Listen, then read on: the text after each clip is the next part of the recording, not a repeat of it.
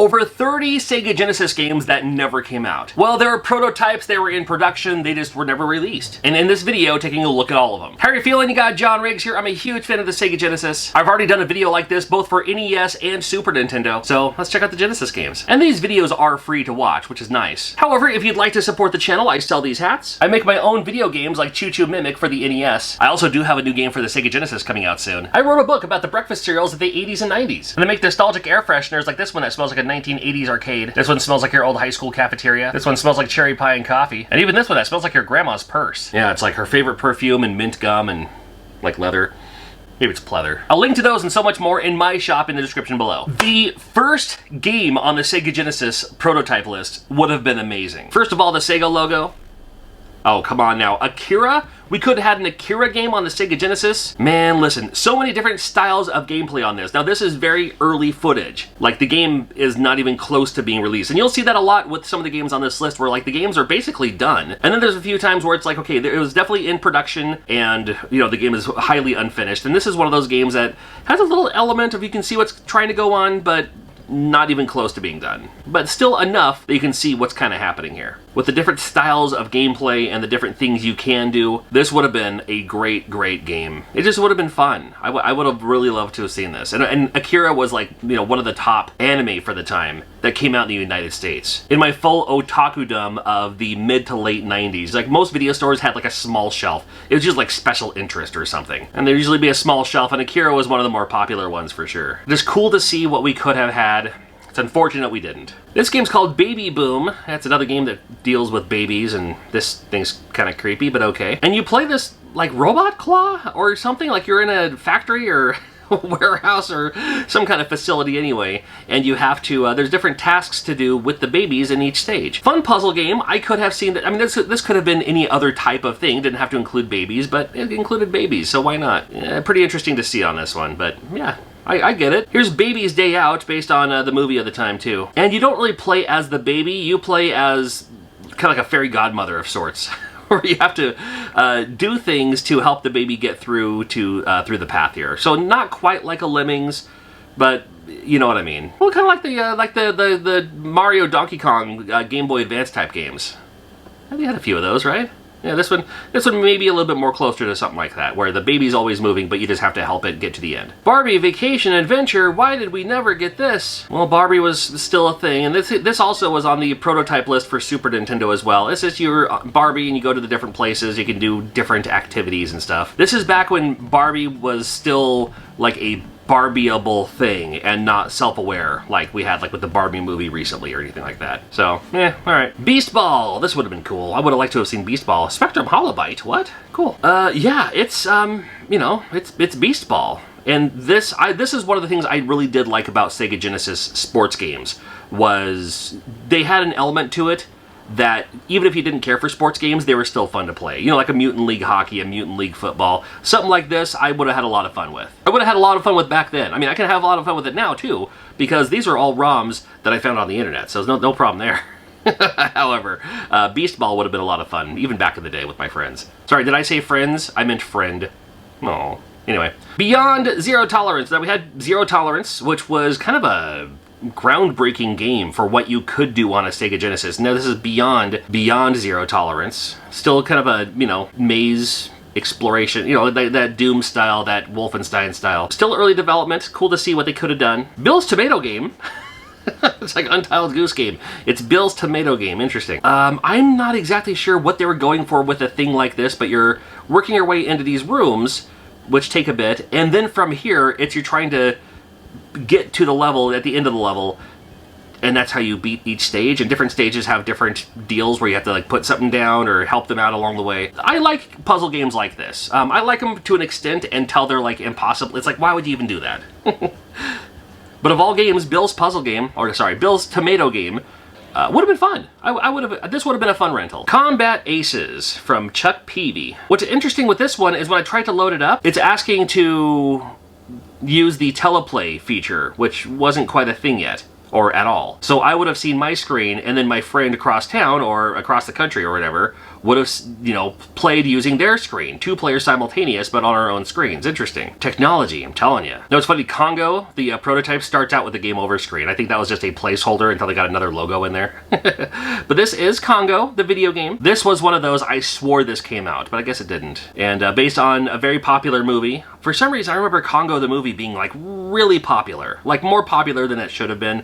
Maybe it was just a slow time for movies, I don't know. But the game never came out anyway. This game's called Curse, and this is a great shooter. This is actually a lot of fun. This is a great Sega Genesis shooter. And whenever you think of, like, you know, shooters on game systems, you know, you might think, I usually think TurboGrafx 16, but you also might think like, you know, Neo Geo or something like that. But don't discredit Sega Genesis. They had some amazing shooters on the Sega Genesis, and this would have fit in right along with the rest of them. Would have loved to have seen it. It's just amazing that you would get games that look like this and feel like this and play like this, and then there's like, they just never come out for some reason or another. It's like, well, the work's already done. Can't you just take the work and give it to another company? Or, I mean, I don't know how that works. I mean, I guess it works, you know, like it does for TV shows or movies, where it's like, well, here's the thing. Now, who wants to distribute it? Well, I don't know. Maybe that was one of those cases. Maybe I'll release this game. We'll see. Legally, not illegally, right? Look at that smiling face. Danny Sullivan's Indie Heat. Well, a whole lot of racing going on here. Looks a little bit like a super sprint, right? But yeah, the more times you lap around, and they had the pit stop on the way there too. I like how it's just a single screen. You see everything all at once. Danny Sullivan's Indie Heat. Could have come out for the Sega Genesis. Dominus. Latin for dominator, I guess, master, right? This looks like it could have been kind of fun, at least on paper or up front. A whole lot of talk to this person, or is it like text stuff, and then when I see this screen, I'm already thrown off. I'm just like, oh man, I never know what I'm doing when screens look like this. Okay, well, interesting. Let's just call it, you know what, it's all good. We move on to AD&D, Warriors of the Eternal Sun. Warriors of the Eternal Sun here. It's one of these kind of weird angle games. Well, there's a lot of people who really enjoy games like this, so I shouldn't bag on it in front of those who may. I could never quite get into them. I get it. It's like, you know, I understand it, just not for me. But we can do a quick little battle here. Here's a quick little battle. Found an enemy.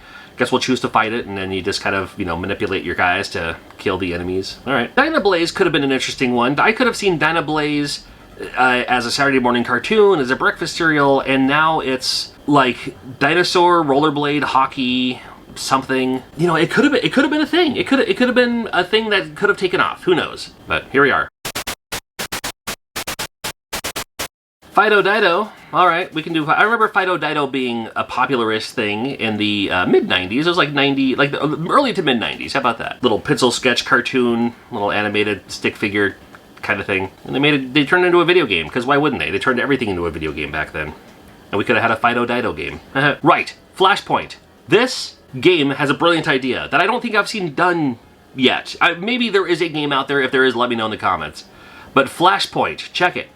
2-player Tetris, and I don't mean 2-player versus each other with your own field.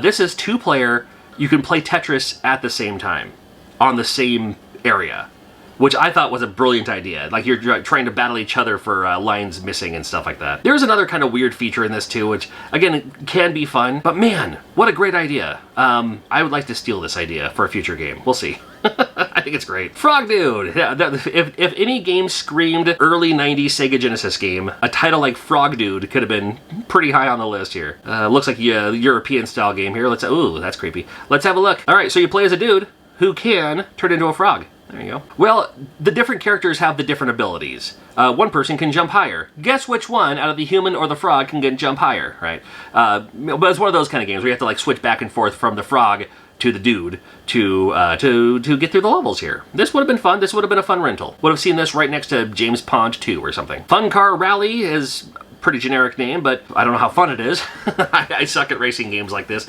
There's been a few racing games out, like Micro Machines and stuff like that, that kind of act like this. I'm never great at them, and the turning is really like it turns too well. I think that's my problem. I'll blame it on that. Well, in Japan, this is Genko Senki Koku no Ryu. Not sure what that translates to, and I'll just look at this. Man, this looks like a PC Engine game. This looks like a kind of RPG style game that I would have enjoyed, like a Faxanadu, like the Ease in a way, to an extent. It came from the desert. I remember this being a thing as well. It came from the desert. Was that like an Amiga game or something? I remember seeing it in magazines, especially like Video Games and Computer Entertainment, like ads for it.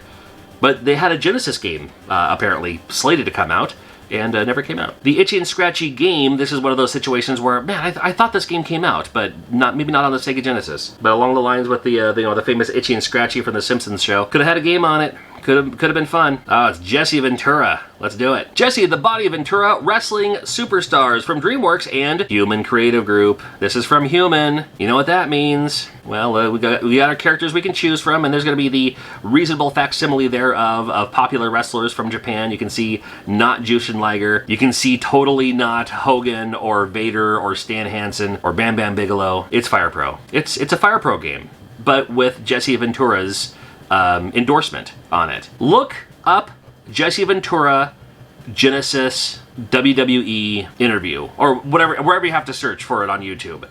Jesse Ventura says that this is the game that made him leave WWE.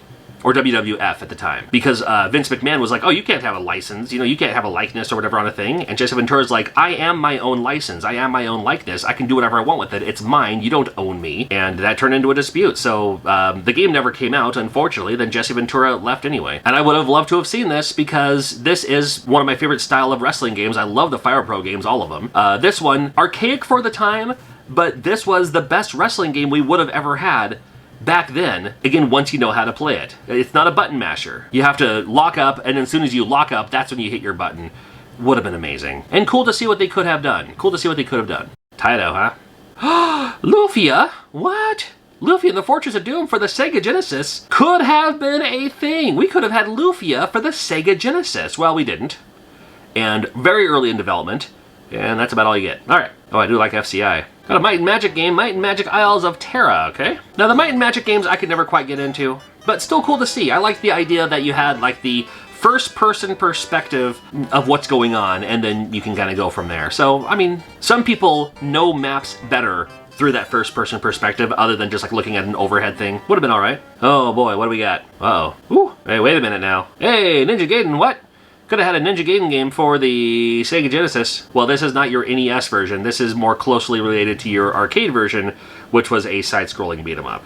So we could have had a side-scrolling beat-em-up, could have had the Ninja Gaiden for the NES, which is the way I prefer it. I did play the arcade version first, but I just preferred on the NES. That's more my style of game. But the beat-em-up version, it's okay. Along with this, I wonder if they would have released a controller that had the jump button, the button on the top of the joystick for you to jump. Nuclear Rush is a game that could have happened. I can't show you a whole lot of gameplay footage because when I try to load it up, it checks for the head tracker. Now, could this have been a VR-style game for the Sega Genesis? Simple enough, this game is just called Ship. Like, all the good names were taken already, so all we have left is Ship. I don't know. This looks like some arcade game from 1978. It has gravity on that thing in the middle. I don't know. Oh, we got another Shaq game. Awesome. This is Slam, Shaq vs. the Legends. Features Onyx, the song Slam. If you're familiar with that song, I don't want to get a copyright, so, Google it on your own accord. And I loved the fact that this game would have had, you could play in different towns, but not like in major cities. Major cities too, sure. But you can play in like Centralia, you can play in Walla Walla or Pullman. Now, Yakima's not an option on here, unfortunately, but cool to have, it's not just the major cities. You could have like, Burley, Idaho. I've been through there a few times back when I lived in Idaho Falls. They got Bowling Green, Kentucky. Bowling Green, Kentucky is a literal level on this game. Greenville, South Carolina, the home of Southeast Game Exchange, is a level on this game. That's how intricate this game is. It's a 2-on-2 style basketball game, if you're curious. That's all it is. It's a 2-on-2 style basketball game. They were also slated to make a Star Wars game. Star Wars, like the Super Nintendo version, was slated to come out for the Sega Genesis as well. Didn't happen. There was a pretty big news story about this when this ROM was found. But again, just another one of those kind of cool to see what we could have got. Stone Protectors would have been a great game to see on the Sega Genesis. Beat-em-up style game featuring the Stone Protectors. I remember them being kind of a... Treasure Trolls come back in fashion about every 15 years or so. Maybe not quite 20 years, and 10 years is almost too soon. But right around when Treasure Trolls were kind of a thing again in the early 90s, just after they were a thing, they're like, oh, hey, let's make them buff. and let's make them cool. And I remember this kind of being almost a spin-off of the Treasure Troll. It's like, oh, we can have the stone protectors because they have the stones in their bellies. I don't know. Would have been cool. Didn't Pico Interactive pick this up and to release it? You know, like they kind of bought the rights to release it finally, you know, fix it up and finish it. Oh, we had a Wacky Races game on the Sega Genesis. This is more closely related to the cartoon where you choose your racer, and then a little bit like a Mario Kart style. A little bit like a Mario Kart style, which would have been fun. I would have liked this. Wild Snake was an option. Wild Snake, I actually like Wild Snake quite a bit. This came out for the Super Nintendo. Would have been fun to see on the Sega Genesis. Didn't need it, but would have been okay. If you're not familiar with Wild Snake, I know it looks like Tetris, but as the snakes fall down, as soon as one snake touches another snake of the same color, those two disappear. And then when they disappear, then the other snakes kind of fit into place. So it's really all about getting those combos if you can. Zombie High, very, very early development on Zombie High. It reminds me a little bit like, I mean, just because the kid looks kind of like it, I mean, like a side-scrolling, it's totally not Zombies Ate My Neighbors. But like Ghoul School, this reminds me a little bit like a Ghoul School.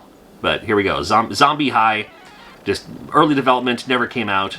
Would have been cool to see. I also checked out the Super Nintendo prototypes as well as the NES prototypes quite a while ago, so make sure you check out those videos. And the NES one I did a couple of years ago, and I already have to update it because there were so many games that were since found between now and then. So maybe we'll do an updated NES one sometime here in the near future. But check out these videos in the meantime, and thanks for watching.